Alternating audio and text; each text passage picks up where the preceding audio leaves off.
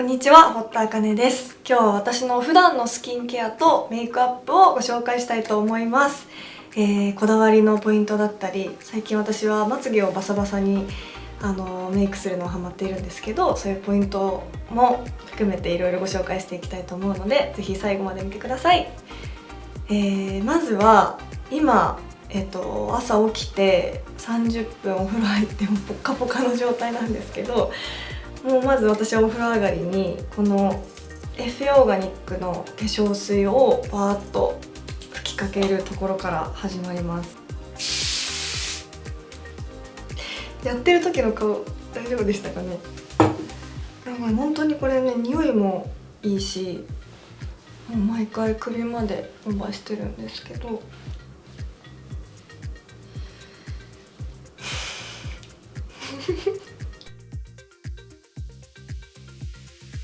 お風呂上がりの状態でデコルテぐらいまでパッて吹きかけて、この辺をもうマッサージするところから始まります。なんとなく浸透したら、このワフィトのトーナーをめちゃくちゃつけます大体私化粧水は2回つけるんですけど、これは本当に浸透するのが早いので、だいたい4プッシュぐらいを手に取って、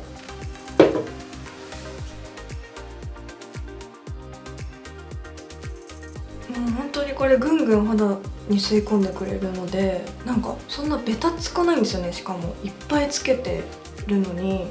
化粧水2回つけるので、同じことを2回繰り返します。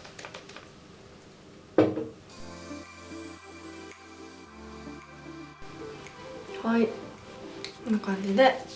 次がクラランスのブライトプラスっていう美容液なんですけど、私すごい乾燥肌なので保湿力は大事にしたいんですけど、ベタベタしすぎると気になって寝れなくなっちゃったりするので、保湿力もあるけどさらっとした美容液をつけたりオイルをつけたりしてます。私ほんとクマが結構気になるので、こう押しながらシワ伸びろっていう気持ちで、なんか本当に張りが出るんですよね。ふっくらするから、クラランスのスキンケア好きです。クレドポーの乳液、これは、夜用も使ってるんですけど、今からメイクするので、日中用のこの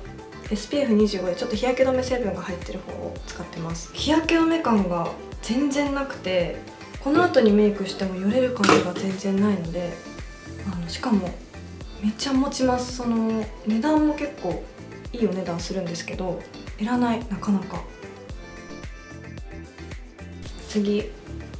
がこのオルビスの日焼け止めなんですけど、これめっちゃいいです。これも、SPF50 で PA4 プラスなんですけど、なんかほんとクリームみたいな感覚で塗れるし、メイクの下地としても全然邪魔をしないし、色もつかないし、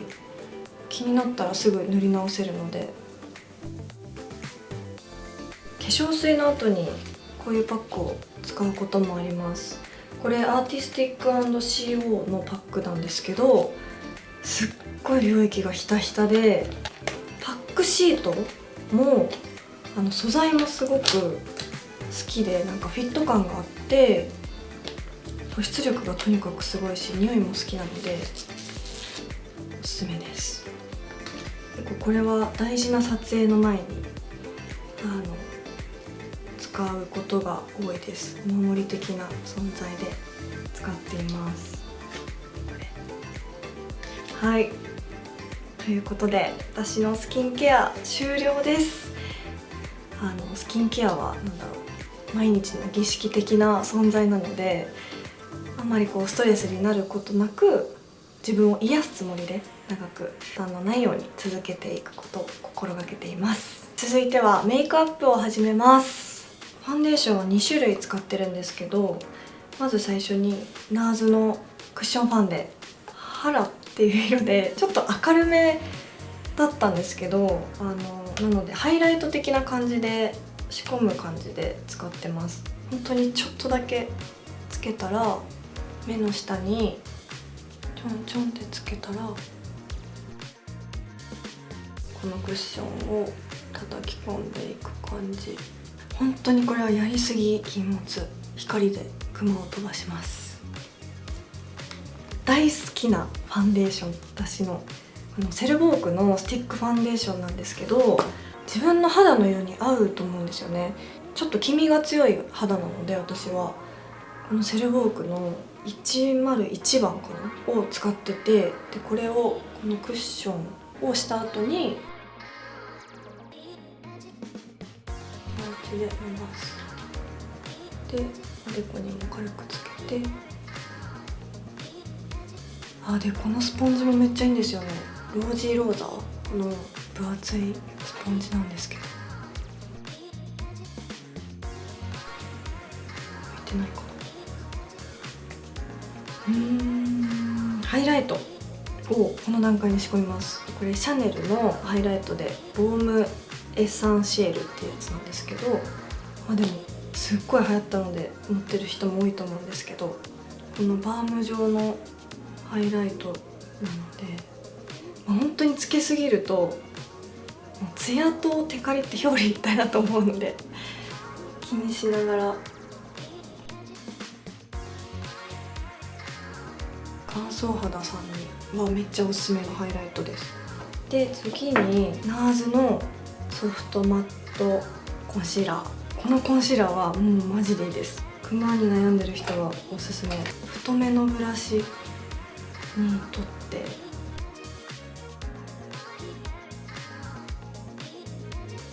ほんとクマがひどい人は先にハイライトを仕込むと光でも飛ばしてくれるから、そのやり方おすすめです。私は眉毛が本当にボッサボサで、本当大人になってようやく好きになれたんですけど、学生の時はもう嫌でしょうがなかったです。この眉毛はまずブラシで解いてから、このセザンヌの超極細超細芯アイブロウか、これで足りないところを埋める。なんとなくちょっと色が明るいかな。まあ細かいことは気にしないです。次にこのアナスタシアのアイブロウパウダーデュオ2色になってるアイブロウがあって、これをボンで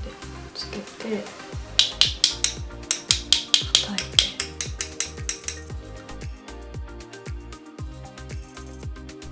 いて、で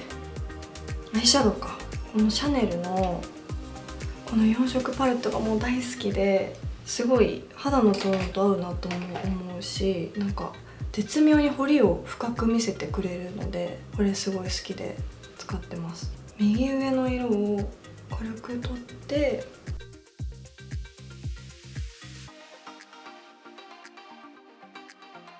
このブラシも本当に好きなんですよね。リアルテクニクスか。もうこのブラシじゃないとアイシャドウ塗れないぐらい。これもなんとなく細いブラシをまた同じシャドウ取って、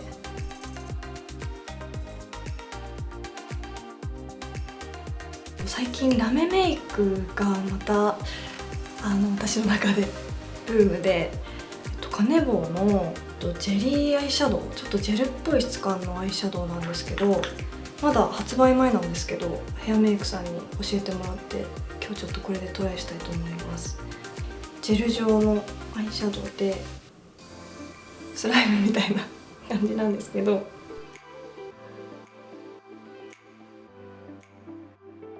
オレンジのラメ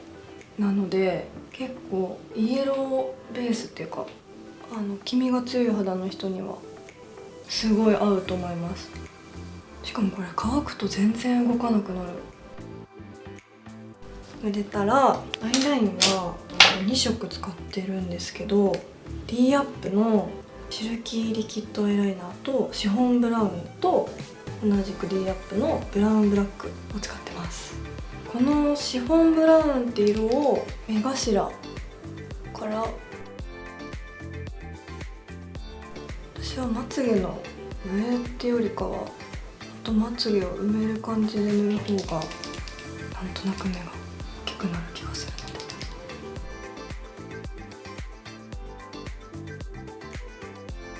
で、目の中心まで塗っ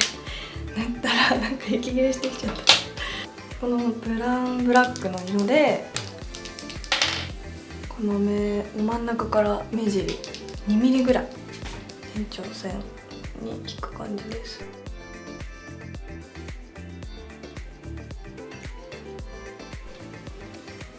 左右差があるときはマスカラしてから直します。はい、ビューラーします。上がったらエレガンスの下地、もうこれに変わるものはないと思ってます。本当にカールキープもすごいあるし、その後のマスカラののりもすごく綺麗に上がるので、もうこれ一択って感じで、もうほんと多分10本20本以上買ってると思います。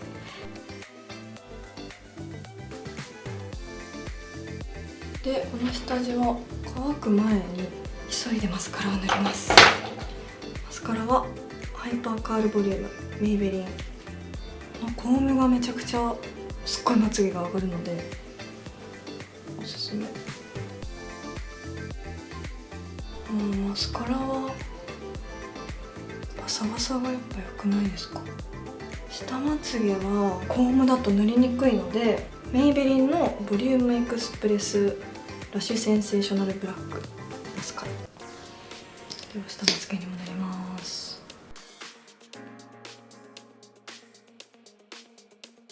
これクラランスのダブルフィックスマスカラっていうマスカラした後にカバーする感じでまつげにつけるんですよ。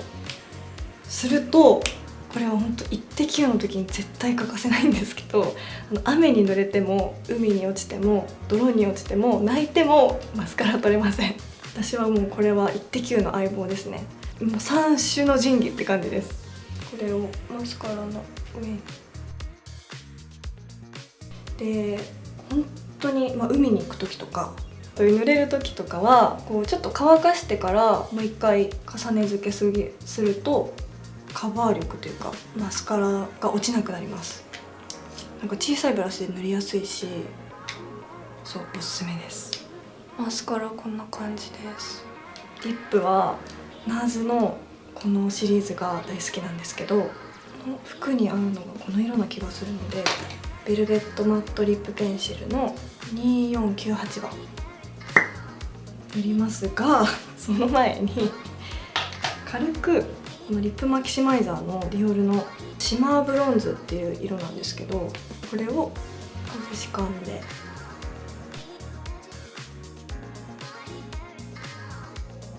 ップ塗ります。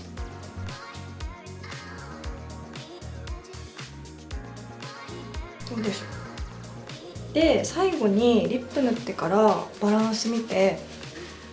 チーク入れます。チークは2種類使ってるんですけど、おさじのニュアンスフェイスカラーあけぼのっていう色、これめっちゃいいです。何がいいって質感とナチュラルさとこ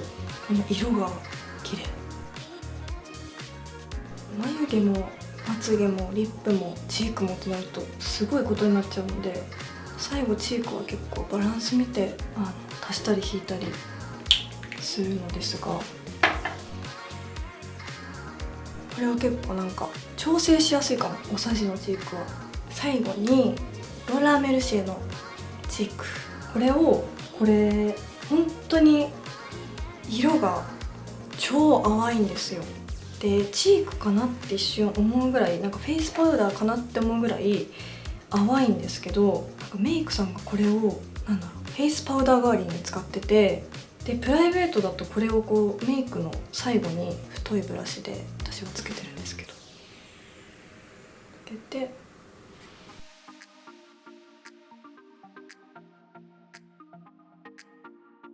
顔にまぶすイメージ。はい、こんな感じでちょっとバランス見て、ちょっとライン足してもいいですか。強くなっちゃうからラインはあえて茶色っていう感じにしてるかも。こんなもんでしょうか。どうでしょうか。はい